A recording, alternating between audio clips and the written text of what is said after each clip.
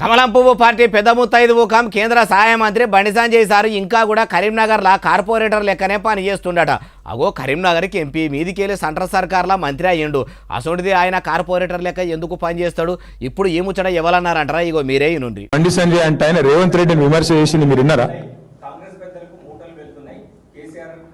మూటలు వెళ్తుంటే పట్టుకోవాల్సింది ఎవరా?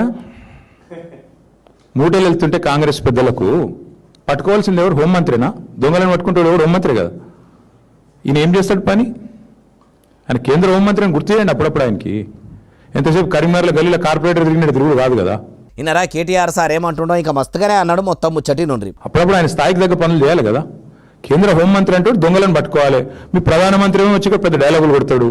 తెలంగాణ ఏటీఎం అయిపోయిందని ఆయన డైలాగ్ కొడతాడు. ఏమంటాడు వచ్చి ఆర్ఆర్ ట్యాక్స్ అంటాడు. మరి మీరేం బిగుతున్నారు?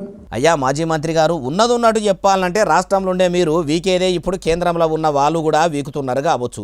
అయినా 10 ఏళ్ళు మీ కారు పార్టీ ఏలుబడిలో ఉన్నప్పుడు కూడా సెంట్రల్ సర్కార్ల పువ్వు పార్టీ ఏలుబడిలు ఉన్నది.